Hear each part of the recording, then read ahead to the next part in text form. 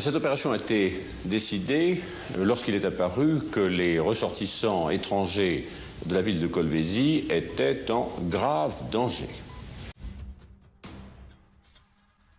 Le chaudron africain, un continent en ébullition. Mai 1978. Au cœur de l'Afrique, le Zaïre, ancienne colonie belge, est un pays riche en ressources, mais déchiré par des tensions internes. Le président Mobutu Sese Seko, allié de l'Occident pendant la guerre froide, dirige d'une main de fer un régime autoritaire et corrompu. Le pays devient un champ de bataille pour les idéologies rivales, un pion dans le jeu d'échecs de la guerre froide. Le 13 mai 1978, des rebelles katangais, anciens gendarmes du Katanga, envahissent Kolwezi, ville minière stratégique du sud du pays. Leur objectif, renverser Mobutu et prendre le contrôle des richesses minières du Katanga. La communauté internationale retient son souffle. Des milliers d'expatriés, dont des Français et des Belges, sont pris en otage.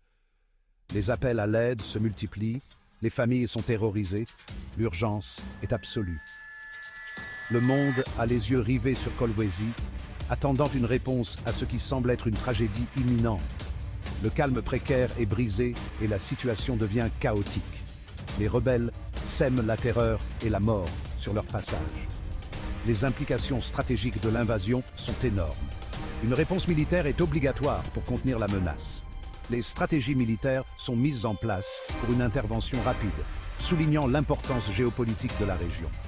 Les conséquences géopolitiques de cette crise résonnent à travers le monde, chaque mouvement étant scruté par les puissances internationales.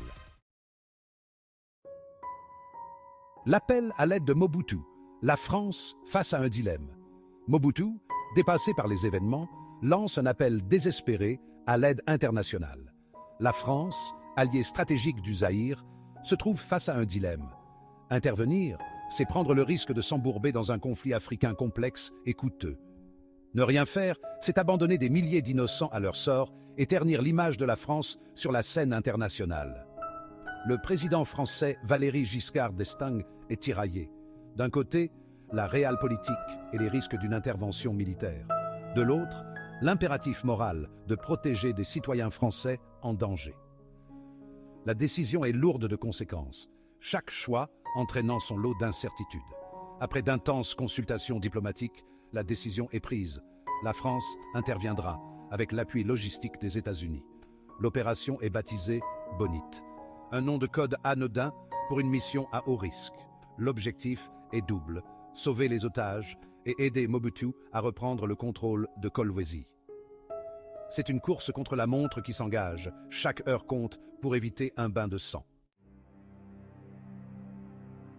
La Légion saute sur Kolwezi, une course contre la montre. Le choix de l'unité d'intervention s'impose comme une évidence. La Légion étrangère, corps d'élite de l'armée française, la Légion est réputée pour son courage, sa discipline et sa capacité à intervenir rapidement dans les situations les plus périlleuses. Le 2e régiment étranger de parachutistes, basé à Calvi, en Corse, est mobilisé. Les légionnaires, aguerris au combat et aux missions difficiles, se préparent à partir pour l'inconnu. Leur mission est semée d'embûches. Kolwezi est à des milliers de kilomètres de la France, en plein cœur de l'Afrique. Les informations sur la situation sur place sont fragmentaires et contradictoires. Les rebelles sont bien armés et déterminés, et la population locale est prise entre deux feux. Malgré les difficultés, la machine militaire française se met en branle. Des avions de transport Transal et Hercule décollent de France, chargés d'hommes, de matériel et d'espoir. C'est le début d'une opération aéroportée audacieuse, une course contre la montre pour sauver des vies humaines. Combats acharnés et sauvetage héroïque, libérer les otages. Le 19 mai 1978, après un vol épuisant de plusieurs heures, les premiers légionnaires sautent sur Kolwezi. Ils découvrent une ville en proie au chaos, livrée aux exactions des rebelles. Les combats sont violents, les légionnaires progressent maison par maison, rue par rue, pour reprendre le contrôle de la ville. Ils font face à une résistance acharnée de la part des rebelles, mais leur détermination est sans faille. Leur objectif est clair: sauver les otages, coûte que coûte. Le prix de la victoire, pertes et conséquences. Après plusieurs jours de combats acharnés, Kolwezi est libéré. La Légion a rempli sa mission, sauvant des centaines d'otages et infligeant une cuisante défaite aux rebelles. Mais la victoire a un prix. Environ 250 rebelles ont été tués, ainsi que 5 légionnaires, un parachutiste belge et un paracommando marocain. 20 autres sont blessés. Les légionnaires ont également pris 1 millier d'armes légères, 4 canons, 15 mortiers et 21 lance-roquettes, et détruit quelques 700 civils africains et 170 Européens trouvés à la mort lors de cette tentative de déstabilisation. L'opération Bonite est saluée comme un succès militaire et humanitaire. La France, critiquée pour son interventionnisme en Afrique, redore son blason. Cependant, la bataille de Kolwezi soulève également des questions sur le rôle de la France en Afrique et les risques liés à l'intervention militaire. Le débat sur la France-Afrique, né dans les années 1960, est relancé. Un succès géopolitique pour la France. L'affirmation d'une puissance. L'opération Bonite est une victoire sur plusieurs plans pour la France. Sur le plan militaire, elle démontre la capacité de l'armée française à intervenir rapidement et efficacement n'importe où dans le monde. La Légion étrangère, en particulier, sort grandie de l'épreuve, confirmant sa réputation de force d'élite. Sur le plan diplomatique, la France réaffirme son rôle de puissance, capable de défendre ses intérêts et ceux de ses alliés. L'intervention renforce les liens entre Paris et Kinshasa, Mobutu se montrant reconnaissant envers le soutien international. Sur le plan politique intérieur, l'opération est un succès pour le président Giscard d'Estaing. L'opinion publique, initialement divisée, se rallie largement à l'intervention, saluant le courage des soldats français. Leçon d'une intervention réussie. L'importance de la rapidité et de la précision. La bataille de Kolwezi offre également de précieuses leçons sur la conduite des opérations militaires. Tout d'abord, l'importance de la rapidité d'intervention. La décision d'agir vite, même avec des informations limitées, a permis de sauver des vies. Ensuite, la nécessité d'une logistique sans faille. Projeter des troupes et du matériel à des milliers de kilomètres en quelques jours est un défi logistique que l'armée française a su relever avec brio. La bataille de Kolwezi met également en lumière l'importance cruciale du renseignement et des communications. Disposer d'informations fiables sur la situation sur le terrain, les forces en présence et les intentions de l'ennemi est primordial. De même, la coordination entre les différentes unités engagées, ainsi qu'avec les alliés sur place, est essentielle au succès de l'opération.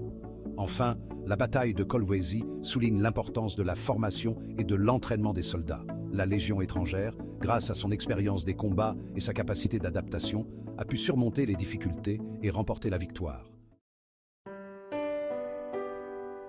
L'héritage de Kolwezi, le théâtre de la guerre froide et les enjeux géopolitiques. 46 ans après les événements, la bataille de Kolwezi reste gravée dans les mémoires.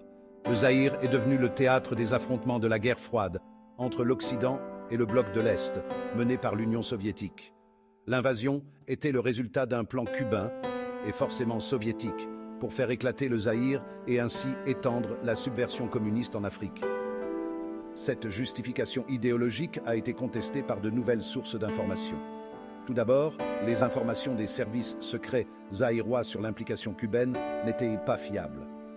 Ensuite, les archives cubaines indiquent que Fidel Castro était contre toute invasion du Zaïre.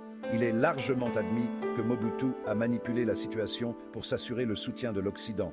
Malgré sa dimension humanitaire saluée globalement, l'intervention était liée à la politique africaine de Giscard à l'époque qui visait à élargir le précaré français au Zaïre, ancienne colonie belge et plus grand pays francophone d'Afrique.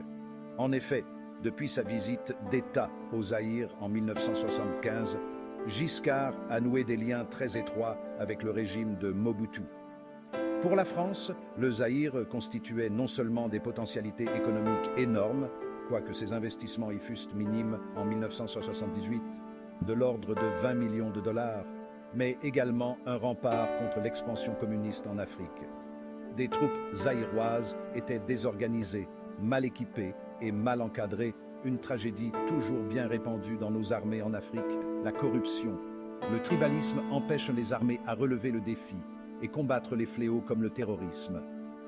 Sur le plan politique, La déstabilisation du régime n'a pas eu lieu. Mobutu reste aux commandes du pays.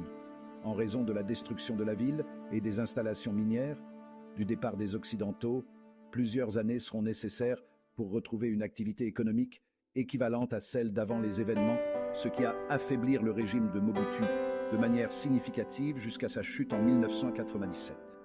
Elle nous rappelle que la liberté a un prix et que la paix est un bien précieux qu'il faut défendre sans relâche.